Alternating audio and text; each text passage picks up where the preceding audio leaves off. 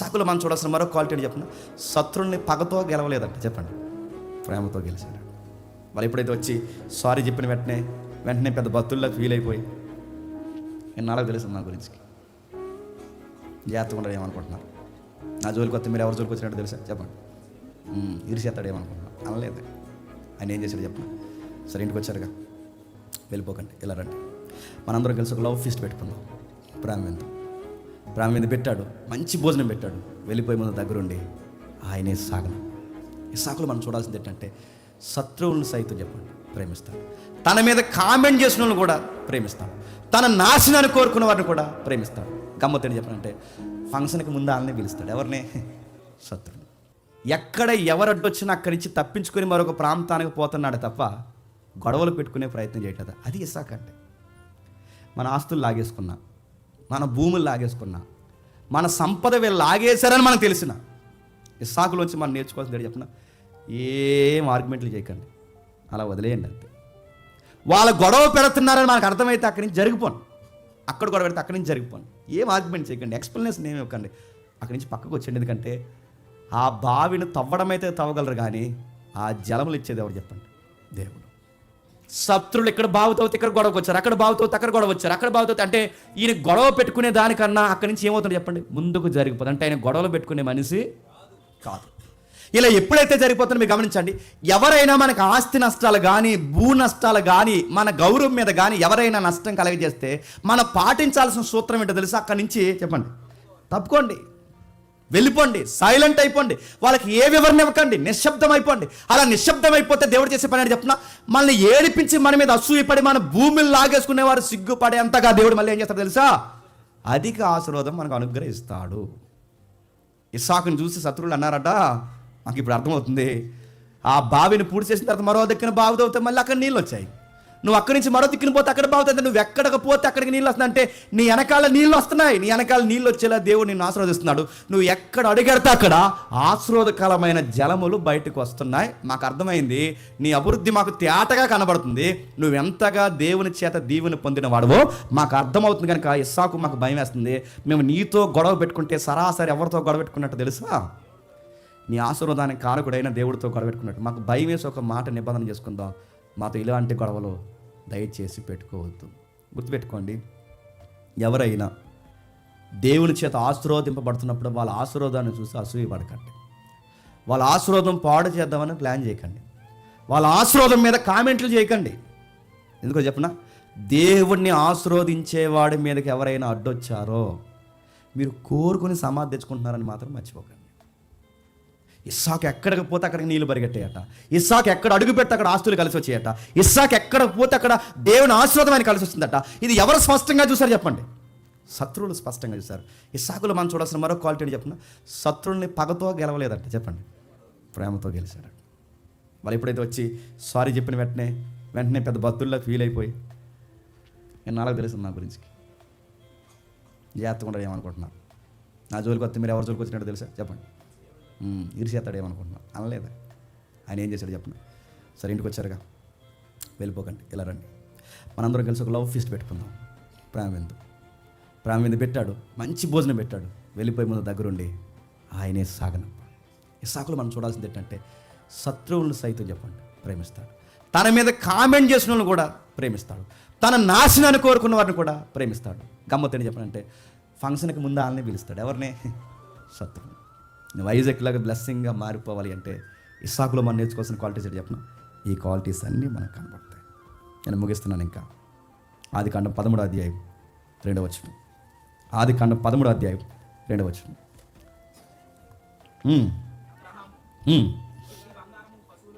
అబ్రహాము ఎండి బంగారము పశువులు కలిగి బహు ధనవంతుడై ఉండెను, అతడు ప్రయాణం చేయొచ్చు దక్షిణము నుండి బేతేలు వరకు, అనగా అబ్రహాంకి ఏమన్నాయంట, ఎండి బంగారము పశువులు. ఒక మాట చెప్పాలంటే ఆస్తిపరుడు ఎవరు చెప్పండి, అబ్రహాం. ఇంత ఆస్తిపరుడికి వారసుడు ఎవరు చెప్పండి, ఇస్సాకు. మీరు ఎక్కడైనా మీరు చూడండి, ఆస్తిపరులైన కొడుకులు మాటలు ఎలా ఉంటాయండి, గోకు గొడవ తెచ్చుకుంటారు. డబ్బున్న వారి కొడుకుల పెంపకాలు ఎలా ఉంటాయి చెప్పండి, అలా మాట తీరు బాగోదు. ఒక మాట అంటే అరే ఎదుటోని ఇబ్బంది పెట్టే మాటలు మాట్లాడతారే, అన్ని గొడవల కారణంగా ఉంటాయి. డబ్బులో పెరిగిన వాళ్ళు పిల్లలు అలాగే పెరుగుతారండి, రెక్కలేసుకుంటారు, మాట తీరు బాగోదు, సఖ్యత ఉండదు, సమాధానం ఉండదు, అసలు ఎక్కడ లోబడి పనిచేయరు. వాళ్ళు చూడండి, ఇస్సాకు గారి ఎండి బంగారాలకి ఇంత ఆస్తికి వారసుడైనా ఎక్కడైనా అబ్బాయిలో పొగరగా పెరిగిన వాతావరణం కనబడుతుందా? బావులు సంపాదించిన ఆస్తులను పెట్టుకుని చాలామంది మాట్లాడి కొనివాడేస్తాను ఏమనుకుంటున్నావు అంటాడు. ఇది సంపాదించి ఇడు కొనేస్తాడంట, ఇల్లు అది కొనేస్తా అంటాడు, ఇది కొనేస్తా అంటాడు. ఏమైనా మాట్లాడే నీ కారణం చెప్పరా కొనివాడేస్తాను అంటాడు. బావులు సంపాదించిన ఈడిద్దంటే అది సంపాదించలేడు, వీడు సంపాదించలేడు. కానీ వాళ్ళు బిల్డప్ మాటలు మాత్రం చెప్పండి ఎంత దారుణం ఉంటుంది. కానీ ఇస్సాకుని చూడండి, ఈడ్చి తండితే మళ్ళీ చెప్తున్నా, 10 రూపాయలు పనికిరాను అందరినీ నేర్చుకోవచ్చు చెప్పినా, ఆ అబ్బాయి అంత ఆస్తుపరుడైనా కట్లు మోయమంటే కట్లు మోస్తాడు, కూర్చోమంటే కూర్చుంటాడు, యెహోవాకు భయపడతాడు, వాళ్ళ నాన్న తెచ్చిన సంబంధాన్ని పెళ్లి చేసుకుంటాడు, శత్రువు ముందుకు వస్తే ప్రేమించి వాడికి భోజనం పెడతాడు, గొడవలు పెడుతుంటే నాకేంత బలంగా ఉంది ఒకసారి వాళ్ళ మీద దూకండి నండు, సాధ్యమైనంత వరకు గొడవలన్నీ చెప్పండి అవాయిడ్ చేసుకుంటూ వెళ్ళిపోతాడు. కానీ ఈరోజు ఎంత బిల్డప్లు ఇస్తారండి, ఏ పనికిరారు కానీ, నెత్తి మీద 10 రూపాయలు పెడితే పనికిరారు కానీ వాళ్ళ మాటలు ఎంత గర్వంగా ఉంటాయో.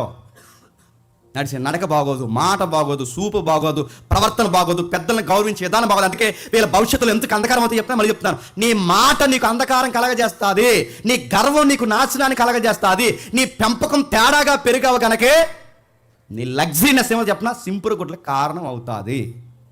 చాలామంది జనరేషన్ పిల్లలు ఎందుకు దీవింపబట్టలేదంటే ఇందాక తమ్ముడు చెప్పాడు, గర్వాంధులు, తల్లిదండ్రులకి చెప్పండి అవిధేయులు, ఇలాంటి వారు ఆశీర్వాదానికి కారకులు ఎవరు? నాశనానికే కారకులు అవుతారు. ఇస్సాకు అంత బాగా ఆశీర్వాదానికి కారకుడు ఎలా వాడు? అంత డబ్బులో పెరిగినా కానీ అబ్బాయి వాళ్ళ నాన్న మాట వింటాడు, లోబడతాడు, చెప్పిన మాట వింటాడు, చెప్పిన పెళ్లి చేసుకుంటాడు, కూర్చోమని దగ్గర కూర్చుంటాడు, లెగమని దగ్గర లెగుతాడు, శత్రువులు వచ్చినా సరే ప్రేమిస్తాడు. ఎవడో 25 ఏళ్ళ క్రితం లేదా 40 ఏళ్ళ క్రితం 50 ఏళ్ళ క్రితం గొడవ పెట్టుకుని అన్న ఇంటికి వచ్చినా పాత గొడవలు ఏమి ఎత్తకుండా చెప్పండి నాన్నగా చేయాల్సిన గౌరవ కార్యక్రమాలన్నీ జరిగించి ప్రేమిస్తాడు.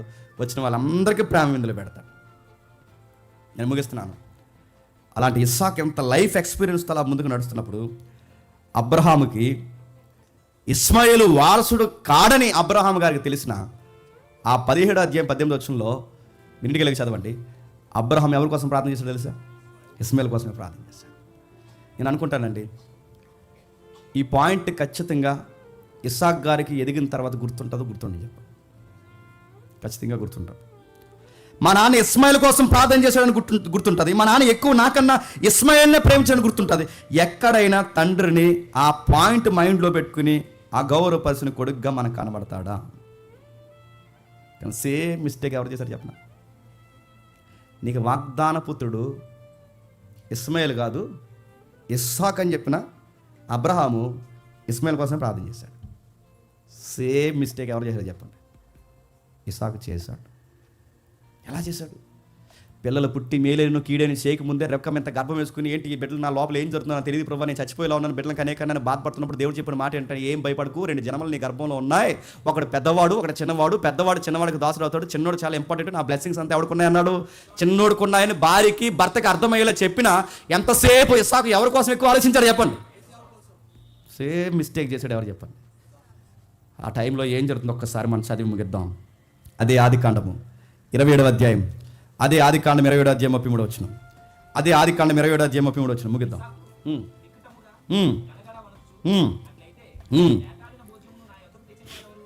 గడగడ వణుకుచు. ఇప్పుడు చెప్పండి ఎందుకు వణికాడు? యాసావు చంపేస్తాడని వణికాడా? ఎందుకు వణికాడు అడుగుతున్నాను. యాసావు చంపేస్తాడని వణికాడా?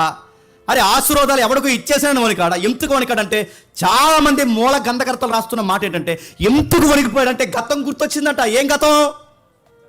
మా నాన్న ఇలాగే వారసుని నేనని చెప్తే మా నాన్న ఎవరి మీద కేంద్రీకృతం చేశాడు? ఇస్మాయిల్ మీదకి. తర్వాత తన ఎఫెక్ట్ ఏంటో మా నాన్న ఎలా అనుభవించాడు నేను చూశాను. ఇప్పుడు అదే మిస్టేక్ ఇప్పుడు ఎవరు చేస్తున్నారు చెప్పండి? నేను చేస్తాను. ఆశీర్వాదాల కారకుడు ఎవరు? యాకోబు. కానీ నా మనసు ఎవరి మీద ఉంది? యాసావు మీద ఉంది.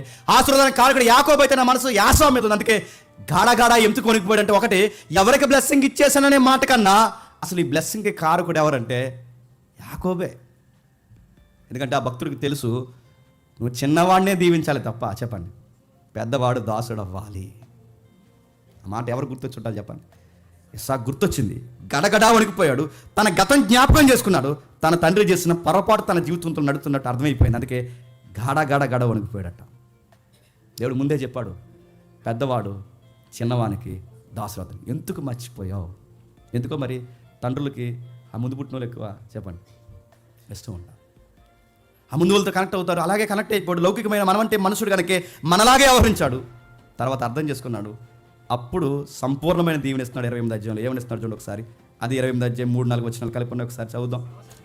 సర్వశక్తి గల దేవుడు నిన్ను ఆశీర్వదించి నువ్వు అనేక జనములగునట్లు నీకు సంతాన అభివృద్ధి కలగజేసి నిన్ను విస్తరింపజేసి నువ్వు పరవాసమైన దేశం అనగా దేవుడు అబ్రహాముకి ఇచ్చిన దేశం నీవు స్వాస్యముగా చేసుకున్నట్లు ఆయన నీకు అనగా నీకును నీతో కూడా ఉన్న సంతానానికి అబ్రహామునకు అనుగ్రహించిన ఆశీర్వాదం దయచేయను గాకని అతను ఇప్పుడు చెప్పండి. ఇప్పుడు అర్థమవుతుంది ఆయనకి, ఎవరికి?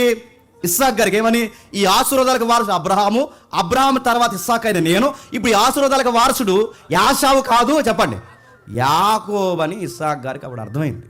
జ్ఞాపకం చేసుకున్నాడు. ఇదిగో అబ్రహాంకి వాగ్దానానికి సమాన వారసుడివి, ఆ వాగ్దానానికి సమాన వారసుడు యాసావు కొడుకులు కాదు, నీ కొడుకులే. ఇప్పుడు మనకు కావాల్సింది దేవుడు చేసిన వాగ్దానాన్ని బలంగా నమ్మడమే కాదు. ఇస్సాకు గారు అర్థం చేసుకుంటాడు తెలుసా, భవిష్యత్తులో దేవుడు ఎలాంటి ప్రణాళిక వేయబోతున్నాడో ఇస్సాకు గారికి అర్థమైపోయిందంట. ఎక్కడుందా మాట? ఎబ్రీ పత్రిక 11వ అధ్యాయం, ఎబ్రీ పత్రిక 11వ అధ్యాయం 20 వచనం. ఎబ్రీ పత్రిక 11వ అధ్యాయం 20 వచనం. విశ్వాసమును బట్టి ఇస్సాకు జరగబో సంగతుల విషయమై యాకోబును యాసావును ఆశీర్వదించి జరగబో సంగతి. ఏం జరగబో సంగతులు? నా ఆశీర్వాదం, చెప్పండి, యాకోబుది.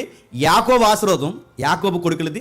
ఎందుకు ఈ ఆశీర్వాదం ట్రావెల్ అవ్వాలి అంటే ఈ భూమి మీదకి ఒకరోజు నిజమైన ఆశీర్వాదం భూమి మీదకి రాబోతుంది. అంటే సుదీర్ఘంగా చూసాడు, జరగబో సంగతులు ముందే చూసి ఈ వాగ్దాన పుత్రుడు దేనికి గుర్తు అంటే అసలు వాగ్దాన పుత్రుడికి గుర్తు. ఎవరు ఆ వాగ్దాన పుత్రుడు? ప్రభు అయిన క్రీస్తు. ఇది దూరదృష్టితో చూస్తున్నాడు. ఎవరు చెప్పండి? ఇస్సాకు. తన జీవితం అంచెలంచెలుగా మారి అంచెలంచెలుగా ఇదే చూపిస్తూ అంచెలంచెలుగా మరణానికి కూడా తను ఎదుర్కోవడానికి సిద్ధమైపోయి దేవుడిని బలంగా నమ్మి తన కొడుకుల్ని ఆశీర్వదిస్తున్నప్పుడు ఏ ఆశీర్వాదం చూస్తున్నాడు? ప్రపంచానికి దేవుడు ఎలాంటి ఆశీర్వాదం సిద్ధపరచబోతున్నాడో ఇస్సాకు అంచనా వేసేసాడట. అందుకే ఎబ్రీ గ్రంథకర్త మనకి జ్ఞాపకం చేస్తున్నాడు. దేవుడు చేసిన వాగ్దానాలు నమ్మాడు, దేవుని ప్రణాళికను స్వీకరించాడు. తన కొడుకు మీద ఉన్న ఇష్టం, పెద్ద కొడుకు మీద ఉన్న ఇష్టాన్ని పక్కన పెట్టాడు, చిన్న కొడుకునే చెప్పండి ఆశీర్వదించాడు. యాకోబు మోసం చేసి తన జీవితంలోకి వచ్చినా అది దేవుడే అనుమతించాడని తప్పక ఒప్పుకొని తన కొడుకుని చెప్పండి ఆశీర్వాదకరంగా మార్చేశాడు. ఇస్సాకులో ఏమన్నాయంటే ముగిస్తున్న కొంతమంది కంపేర్ చేశారు. చరిత్రలో ఇస్సాకు యేసుక్రీస్తు వారికి సాదృశ్యం అంట. రెండోది, అబ్రహాము తన కుమారుని బలివ్వడానికి సిద్ధంగా ఏ మొరియా పర్వతాల మీద ఉన్నాడో అదే మొరియా పర్వతాల మీద తన కొడుకుని బలివ్వడానికి సింహాసనం మీద సిద్ధంగా ఉన్నది ఎవరో తెలుసా? సైన్యములకు అధిపతిగా యెహోవా. ఆ రోజు ఇస్సాకు అడిగాడట, నాన్న నిప్పుంది, నాన్న కట్లు ఉన్నాయి, నాన్న గొర్రె పిల్ల లేదని అడిగాడట. కానీ సమాధానం అబ్రహాం దగ్గర లేదు. సమాధానం ఎవరి దగ్గర ఉంది తెలుసా? తండ్రి అయిన దేవుని దగ్గర ఉంది. ఆయన అన్నాడు, గొర్రె పిల్ల ఎవరో తెలుసా? బాప్టిజం ఇచ్చి యోహాను ద్వారా చెప్తాడు, ఇదిగో లోక పాపములు మూసుకొని పోవు దేవుని గొర్రె. ఆ రోజు అడిగాడు ఇస్సాకు ఏమని? గొర్రె పిల్ల ఏదని. అక్కడ అడిగిన ప్రశ్నకి 100 సంవత్సరాల తర్వాత సమాధానం ఏంటంటే ఆ గొర్రె పిల్ల ఇదిగో లోక పాపాలను మోసుకొని పోవు దేవుని గొర్రె పిల్ల. ఆ మాటలు మీకు అర్థమవుతున్నాయి లేదో? అబ్రహాము తన కొడుకుని ఇవ్వడానికి ఏ పర్వతాల మీద సిద్ధపడ్డాడో అదే మొరియా పర్వతాల మీద తన కొడుకుని బలివ్వడానికి గొర్రె పిల్లగా సిద్ధం చేసిన తండ్రి పరలోకమందున్న మన తండ్రి. ఇంకా ఇస్సాకు గొర్రె పిల్లని అడిగినప్పుడు ఏదని అడిగితే క్రొత్త నిబంధనలో దేవుడు సెలవిస్తున్నాడు, ఇదిగో లోక పాపం మోసుకొని పోవు దేవుని గొర్రె పిల్ల. ఇస్సాకు భూ సంబంధమైన తండ్రి కోసం మరణానికి విధేయత చూపిస్తే ప్రభు అయిన యేసుక్రీస్తు వారు పర సంబంధమైన తన తండ్రి కోసం శిలువ మరణానికి చెప్పండి విధేయత చూపినంతగా రక్తం కార్చి తన తండ్రి చిత్తం కొరకు చనిపోయాడంట. అంటే ఇస్సాకు ఎవరికి ముంగుర్తుగా సాదృశ్యంగా మనకు కనబడుతున్నాడంటే మనకు తెలియాల్సింది ఒకటి, సంఘానికి గలతీ పత్రిక ప్రకారం, అన్నిటికన్నా ముఖ్యంగా ప్రభు అయిన యేసుక్రీస్తు వారికి. అందుకే ఇస్సాకు జీవితంలో మనం నేర్చుకోవాల్సింది సొంత ఆశలు, సొంత లక్ష్యాలు, కలలు, కోరికలు అన్నీ పక్కన పెట్టి పెద్దవారికి విధేయత చూపిస్తూ దేవునికి భయపడుతూ దేవుని సుదీర్ఘమైన ప్రణాళికను మనం అంగీకరించి నా ద్వారా క్రీస్తుకు ఉపయోగకరమైన కార్యక్రమం ఏముందని ఇస్సాకు ఆలోచించినట్టు ఎవరైతే ఆలోచిస్తారో వాళ్ళ సమాజానికి దేవుని తరపున దీవెనకరమైన బిడ్డలైపోతారట. ఇస్సాకు మనలాంటి స్వభావం కలిగిన మానవుడైనా తన జీవితంలో ఎవరికి మొదటి స్థానం ఇచ్చాడు చెప్పండి? దేవునికి మొదటి స్థానం ఇచ్చాడు. ఆ ఇస్సాకు ఎవరికి చరిత్రలో రిప్రజెంట్గా నిలబడ్డాడంటే ప్రభు అయిన యేసుక్రీస్తు. ఆ రోజు ప్రభు అయిన యేసుక్రీస్తు వారి తరపున ఆయన స్టాండింగ్ తీసుకోకపోతే యాసావునే వెనకేసుకొస్తే ప్రభు అయిన యేసుక్రీస్తు వారి యొక్క జీనియాలజీ చెప్పండి వేరేలా చదువుకుంది మేము. తన ఆశలు, తన కోరికలు, తన ఇష్టాలన్నీ పక్కన పడేశాడు. పెద్ద కొడుకుని పక్కన పెట్టాడు, చిన్న కొడుకుని తెర మీద తీసుకొచ్చాడు, చిన్న కొడుకుని దీవించాడు. క్రీస్తు పుట్టుక మార్గం సరళం చేశాడు. గుర్తుపెట్టుకోండి. అందుకు ఇస్సాకుని తీసుకొచ్చి దేవుడు ఎక్కడ పెట్టాడు చెప్పండి? ప్రభు అయిన యేసుక్రీస్తు వారి యొక్క వంశవృక్షంలోకి తెచ్చాడు. అలాంటి ఇస్సాకుని మత్తయి మనకి పరిచయం చేస్తాడు.